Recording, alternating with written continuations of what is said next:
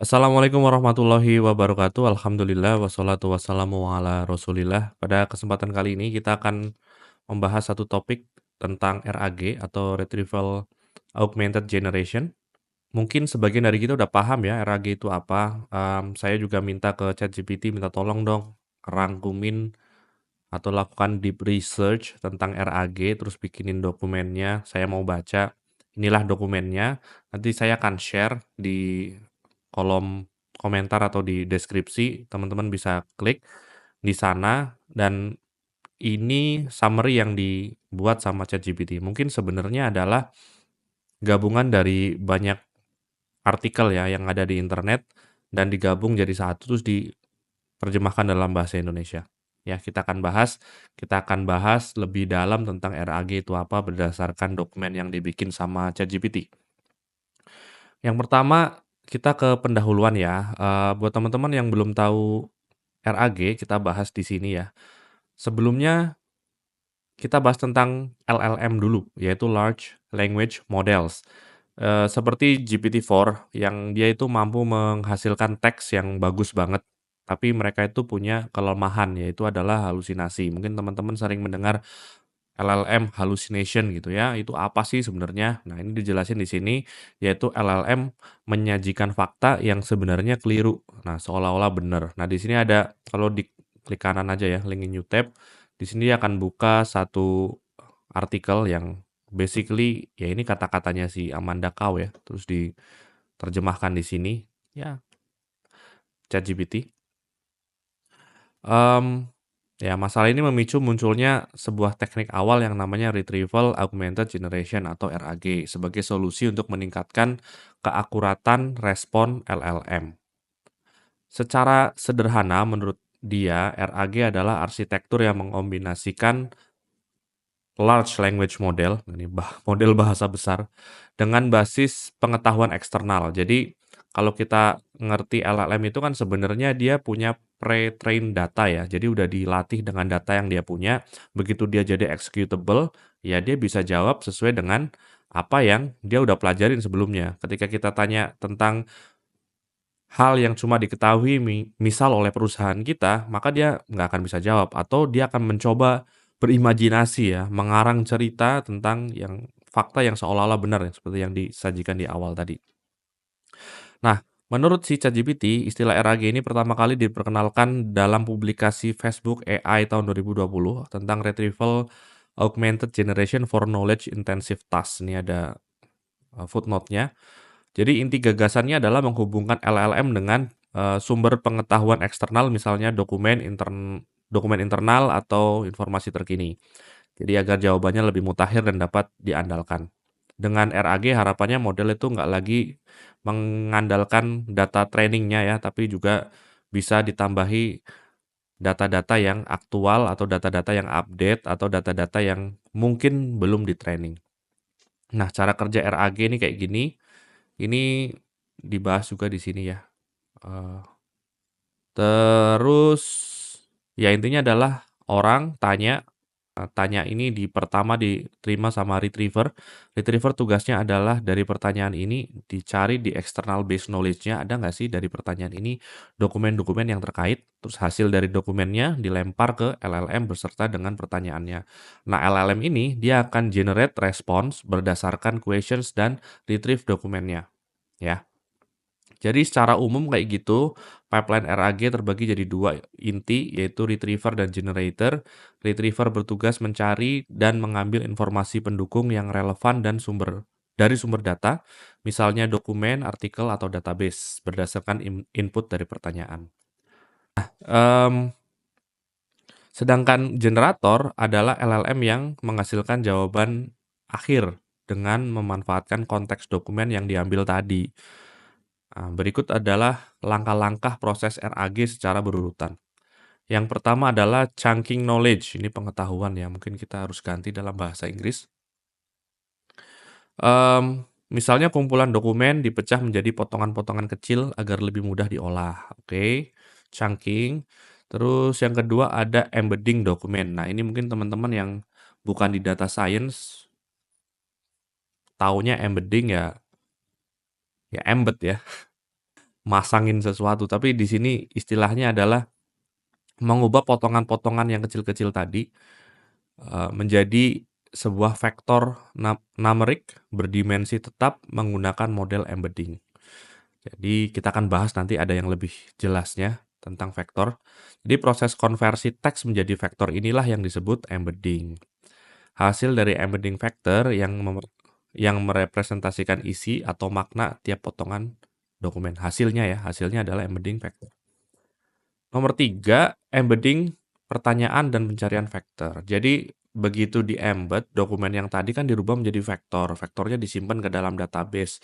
Begitu ada pertanyaan lagi, pertanyaannya dirubah jadi vektor, terus dicari tingkat kedekatannya. Di sini adalah nge-embed yang namanya pertanyaan. Embed, ingat ya, merubah teks jadi vektor dan pencarian vektor.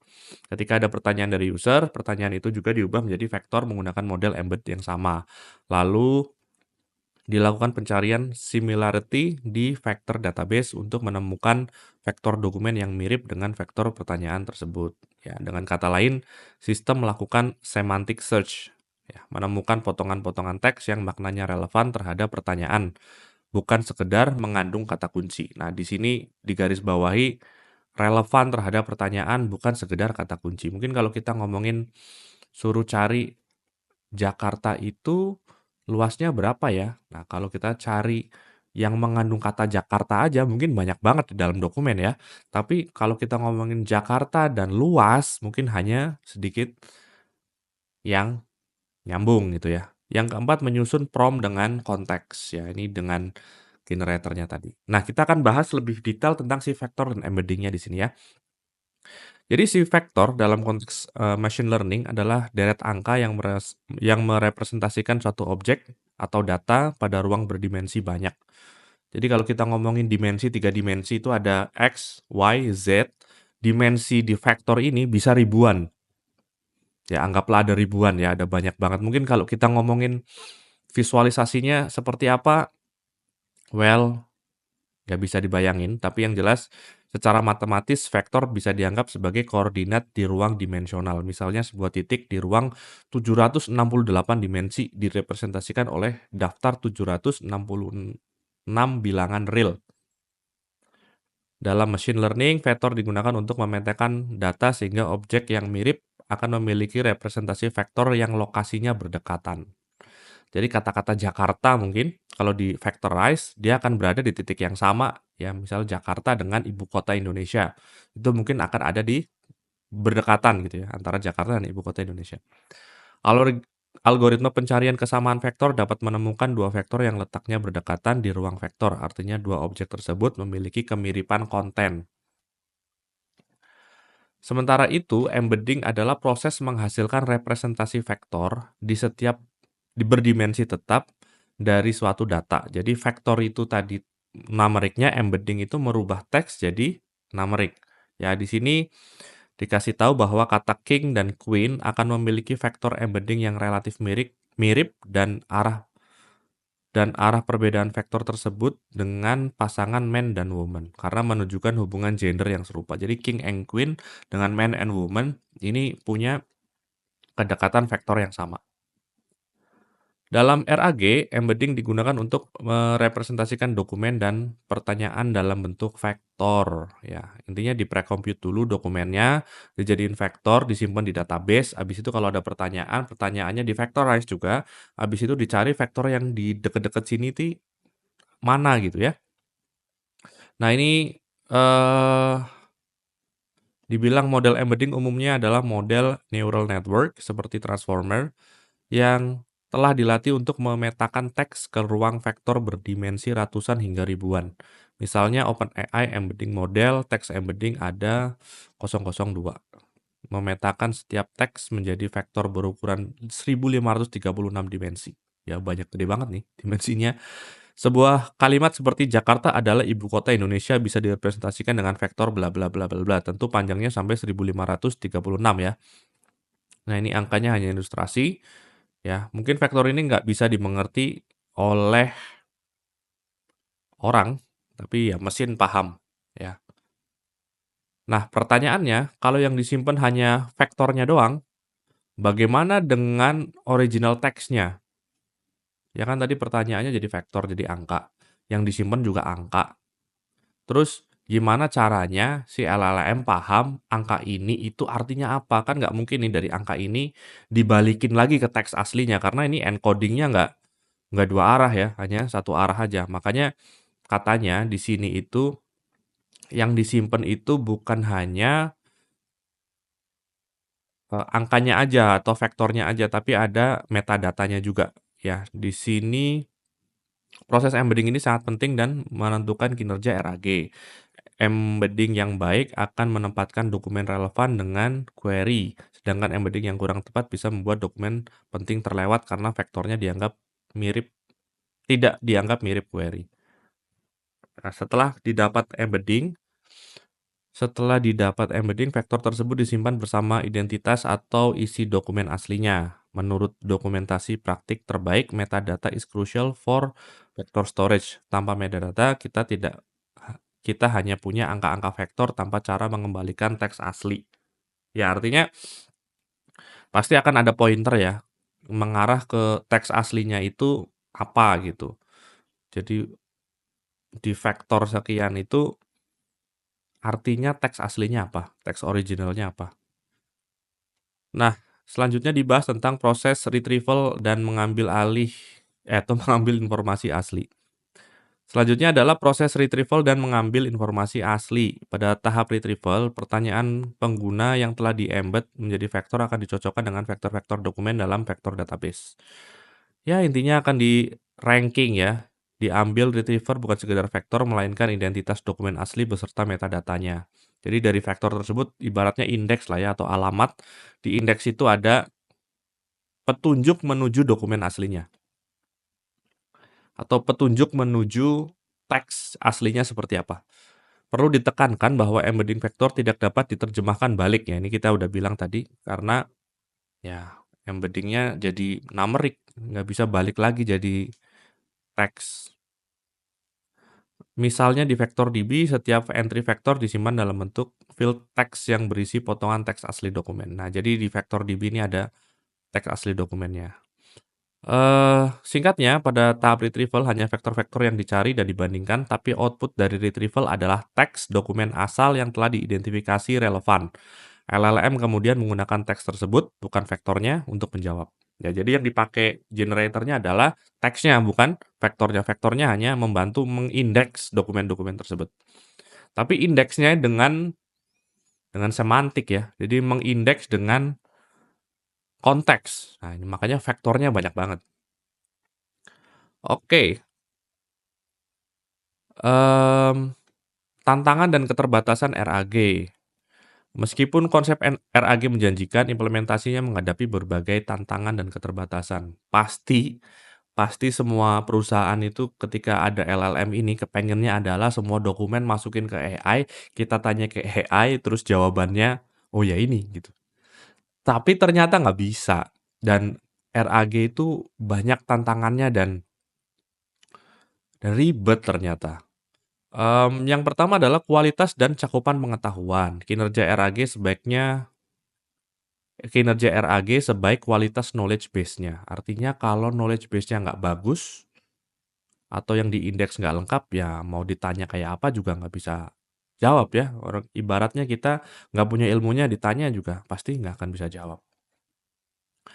Selanjutnya adalah retrieval yang tidak relevan. Tidak selalu mudah memastikan retriever mengambil info yang tepat. Kadang vektor query bisa match ke dokumen yang topiknya serupa namun tidak menjawab pertanyaan secara langsung. Make sense? Jadi yang dicari udah mirip, tapi nggak bisa buat jawab pertanyaan. Ya, data yang tidak relevan cenderung menyesatkan LLM. Membuat jawabannya bisa melenceng atau kehilangan konteks pertanyaan. Idealnya jika dokumen yang diambil tidak relevan, LLM seharusnya mengabaikannya. Namun pada praktiknya LLM sering menggunakan info tersebut sehingga jawabannya justru salah arah. Ini terutama menjadi masalah pada skenario multi-hop atau percakapan panjang. Dokumen yang kurang nyambung dapat mengganggu konteks dan errornya terakumulasi seiring beberapa pertanyaan lanjutan. Nah, ini di sini kita penting banget tentang multi-hop ya. Jadi konsep LLM itu setiap kita tanya, pertanyaan dan jawaban yang sebelumnya kita tanyakan dalam satu session yang sama, itu ditanyakan lagi, dibawa ke sana lagi, ya. Jadi misal gini, dalam satu percakapan, di dalam satu conversation saya bilang nama saya adalah Wisnuwardoyo. Terus kalau saya tanya lagi, "Siapa nama saya?" Kalau saya bawa pernyataan saya sebelumnya ke dalam API call yang kedua tadi, ketika saya tanya, "Siapa nama saya?" Maka dia bisa jawab. Tapi kalau saya nggak bawa, ya maka dia nggak bisa jawab. Nah, itulah yang disebut multi hop ya. Jadi semakin panjang percakapan kita, semakin banyak chat yang dibawa. Makanya kadang-kadang semakin panjang, semakin nggak jelas. Nah, sering, udahlah reset, kita bikin conversation lagi. Nah, itu why, why-nya kenapa ya. Terus tantangan selanjutnya adalah domain specific format. Nah, katanya retriever bawaan seperti misal DPR yang dilatih di Wikipedia bekerja baik untuk gaya bahasa tertentu. Oke. Oke, jadi katanya di sini ya kalau kita mau ngelakuin factorize terhadap suatu data ya tergantung jenis datanya ya. Kalau datanya di sini dalam bentuk Wikipedia udah ada model yang secara terbukti bagus. Ada secara model yang mungkin juga kurang kurang bagus.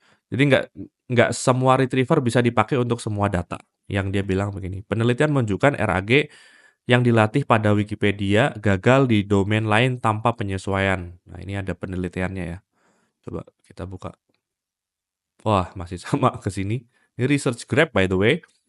The problem generalizing to specific domain. Nah, this one very good article ya, ini dari Ahmad Dakaw ya.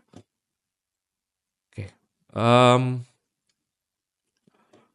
Gaya dokumen seperti berita singkat atau data tabel mungkin tidak tercover dengan baik oleh model retrieval umum. Nah, tabel itu juga salah satu yang susah untuk di-factorize, terutama kalau tabelnya beda halaman. Kalau kita manusia mungkin understand ya, ini tabel beda halaman masih nyambung. AI ini jadi satu tantangan. Solusinya memerlukan fine tune domain yang menyesuaikan pipeline, lihat bagian solusi. Oke, nanti.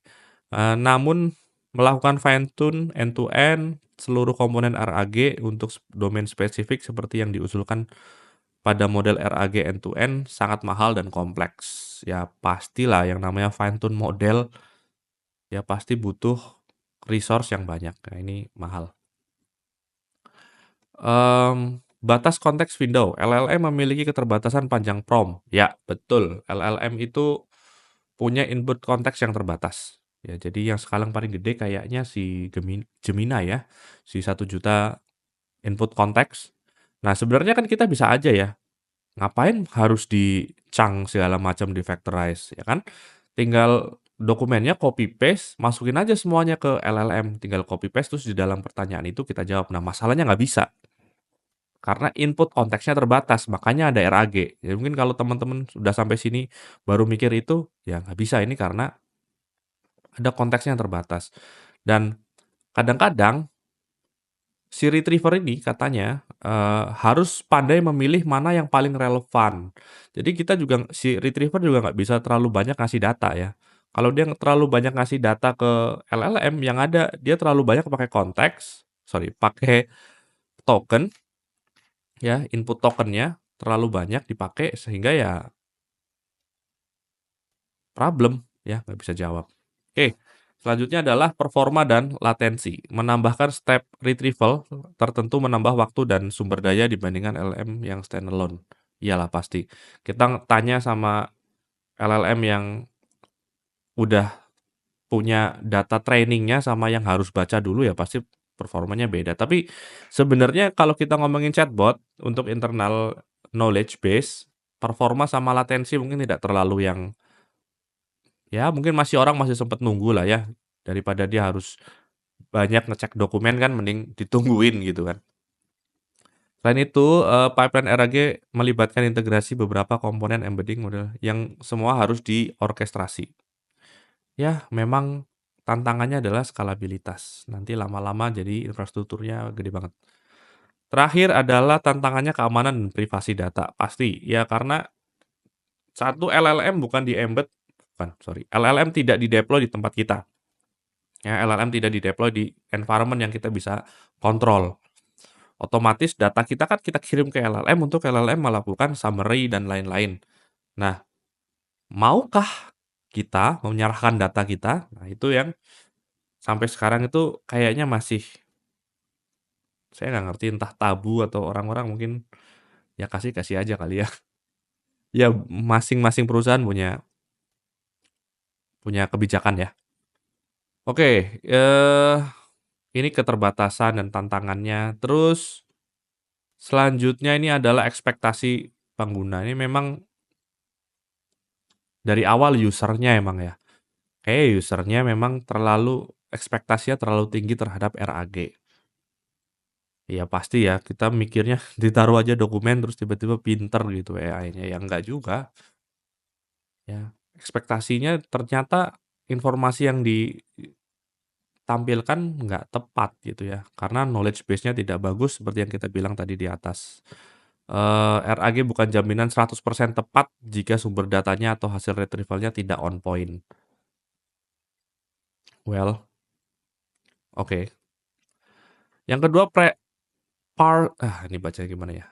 Parsing atau query yang ambigu. Artinya orang tanyanya nggak detail, nggak dengan konteks yang bagus. Dijelasin di sini misal user hanya bertanya, "Bisakah itu diperbaiki?" Ya apa itu? Itu apa?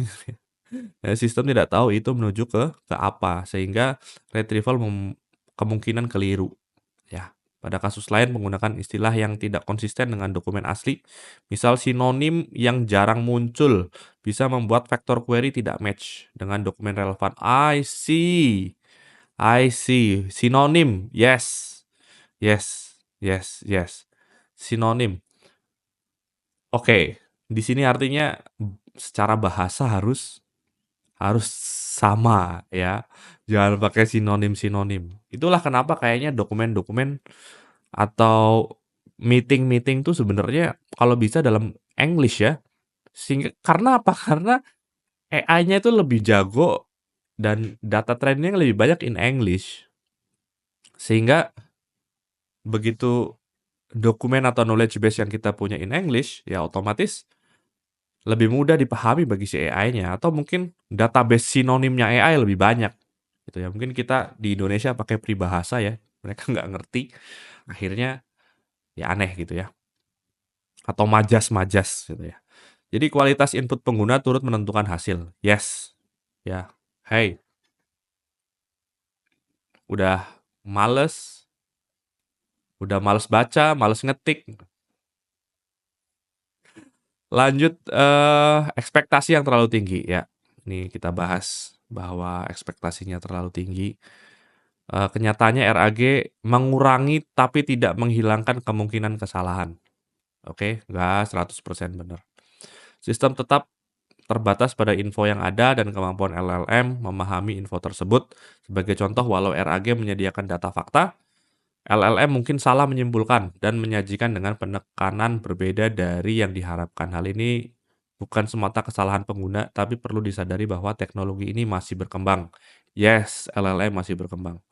Jadi harapan bahwa RAG selalu memberi jawaban yang ideal tanpa kurasi manual barangkali terlalu optimis. Ini ada laporan dari Gartner guys, tahun 2024, menyebut banyak perusahaan yang berinvestasi di Gen AI atau RAG menghadapi kendala implementasi dan keterbatasan teknis. Sorry. Dengan kata lain, pembangunan RAG yang sempurna bukan perkara sepele atau yang gampang ya, masih memerlukan penyempurnaan di berbagai aspek. Oke. Terus solusi, tren terbaru memperbaiki RAG. Yang pertama adalah penggabungan vektor dan keyword. Keyword ini mungkin kayak keyword search ya, pakai Elastic gitu-gitu ya. Ya, mungkin jadi pertanyaan juga, kenapa nggak keyword aja daripada vektor? Yes, keyword tidak bisa mencerminkan konteks. Tadi dibahas di awal ya, kita nggak nyari cuma yang keyword, tapi nyari yang sesuai konteks. Oke. Nah, di sini digabungin nih, oh mungkin kita mesti cari yang vektor sama yang keyword, terus disaring lagi, dicari lagi, di apa namanya, di cross lagi gimana caranya ya biar hasilnya lebih relevan. Nah, di sini ditambahin lagi ada hybrid search bisa meningkatkan recall. Eee, bahkan baru-baru ini muncul Grab RAG. Yes, minggu ini by the way, saya diundang di mmm, salah satu apa ya, salah satu workshop ya bersama Neo4j. Neo4j adalah perusahaan yang menyediakan solusi native GrabDB. Mereka menjelaskan bahwa Gen AI bersama dengan Neo4j menjadikan RAG ini lebih bagus. Jadi Grab RAG. Kombinasi vector search dengan Grab database. Ide utamanya adalah struktur pengetahuan direkam dalam bentuk graf. Jadi teman-teman yang belum tahu graf itu koneksi ya. Ya, susah menjelaskannya. Teman-teman bisa cari sendiri. Tapi katanya, Letterelia melaporkan akurasi jawaban naik dari 50% RAG vektor saja menjadi 80% dengan Grab RAG pada pertanyaan-pertanyaan kompleks lintas domain. Wow, kita lihat ya di sini. Oke, Grab make RAG more accurate. Yes. Di sini itu yang AWS ya. Ya, mungkin ini dari AWS ya. Oh, AWS juga sama sama Neo4j mungkin. Masuk Neptune Generative AI. Yes. Yap. Oke. Selanjutnya adalah peningkatan kualitas data, pasti proses data cleansing, preprocessing. Teman-teman jangan asal masukin PDF, dilihat dulu. Mungkin ada table, ya table ini musuh utama. Atau grafik ya, bukan grab, grafik. Grafik naik, grafik turun, data dalam bentuk grafik, visualnya. Terus hanya visual saja tanpa ada penjelasan, itu juga mungkin kita berharap AI-nya paham ya, tapi kalau kita ngomong embedding, mungkin kurang efisien, lebih baik kita rubah dulu menjadi yang tidak Grab. Ya, balik lagi ke ekspektasi ya. Saya capek kalau dengerin ada orang yang ya udah masukin aja datanya ke situ terus berharap LLM-nya pinter gitu. Selanjutnya adalah prompt engineering dan utilisasi konteks. Mmm, betul, lama-lama kita harus merubah cara kita bertanya. Cara kita bertanya mungkin harus lebih seperti kita bertanya ke anak intern, lebih detail, step by step, ya. Bisa nggak begini, tapi jelasinnya dari A sampai B ada runutannya. Terkesan tidak, kenapa harus begitu orang ada LLM? Ya, dengan prompt yang baik, jawabannya juga bisa lebih baik. Daripada kita tanyanya nggak baik, terus kita harus coba berkali-kali, kita kan nggak bisa berharap nih LLM sesuai dengan keinginan kita. Sehingga ya kalau kita bisa prompting yang baik, why not? Gitu ya. Dan prompting itu bisa di-save loh. Ya, bisa di-save, bisa digunakan lagi nanti. Filter informasi irrelevan. Nah, ini mungkin ke depannya akan ada penambahan model natural language inference atau NLI atau classifier yang menilai apakah dokumen hasil retrieval benar-benar menjawab pertanyaan. Terdengar klise ya. Tapi oke, ya LLM juga sama kan fungsinya untuk itu. Kenapa ada lagi? Mungkin ini lebih cepat ya. Tapi ini balik lagi kalau NLI-nya didesain untuk domain tertentu aja, maksudnya si NLI ini kan dia harus juga expert di situ gitu loh. Kalau dia bagaimana bisa mengetahui ini relevan atau tidak kalau tidak expert di situ, right? Sehingga LLM tidak terpengaruh info yang menyesatkan. Yes. Oke, strategi lain jika memungkinkan melakukan fine tuning LLM ringan. Ya, artinya LLM-nya di-retrain lagi dengan data kita, terus ya udah LLM aja nggak usah ada RAG. Ya, kalau kita bisa fine tune ya ngapain kita ngomongin RAG ya kan? Retrieval dinamis dan iteratif. Alih-alih retrieval sekali, muncul tren melakukan retrieval hanya saat dibutuhkan dan bisa berulang. Oh, ini model thinking ya, atau disebut pendekatannya forward looking active retrieval atau FLAIR. Ini siapa yang ngasih tahu? Wah, FLAIR. Mmm, LLM akan berkata kapan ia butuh info tambahan. Jadi, ya thinking aja, dengan pertanyaan ini dia mungkin merubah atau pertanyaannya menjadi vektor, terus dapat jawaban teksnya, oh dirasa masih kurang, dia coba bikin pertanyaan lagi, tanya ke vektor database lagi, ya ada multi hop retrieval. Ya ini mirip agen, ya konsepnya mirip agen. Solusinya fine tune and feedback loop. Ini juga bukan solusi ya, ini bukan solusi guys, karena kalau kita bisa fine tune kapan aja ya ngapain ada RAG. Ya di kalangan industri diskusi RAG versus fine tune versus prompt engineering, right? RAG and fine tune satu satu level ya, satu level ya. Artinya ya ngapain ada RAG kalau kita bisa fine tune gitu kan. Eee, di kalangan industri diskusi juga berlangsung, setiap pendekatan punya tempatnya. RAG unggul untuk memasukkan pengetahuan dinamis tanpa harus melatih ulang model. Fine tune cocok bila domain sangat sempit dan statis, bisa melatih LLM menguasai bidang itu, sedangkan prompt engineering bisa menangani kasus sederhana tanpa infrastruktur kompleks. Yes, kalau saran saya, belajar prompt engineering, belajar tanya yang benar, oke? Mmm, dapat kita simpulkan bahwa RAG telah berkembang pesat dan menjadi salah satu cara terbaik untuk menghubungkan LLM dengan knowledge base milik kita sendiri, meskipun hasilnya belum selalu sempurna. Pendekatan ini terus disempurnakan selama kita realistis dengan ekspektasi dan proaktif memperbaiki pipeline, data, model, dan interaksinya. RAG mampu memberikan lompatan kinerja signifikan, right?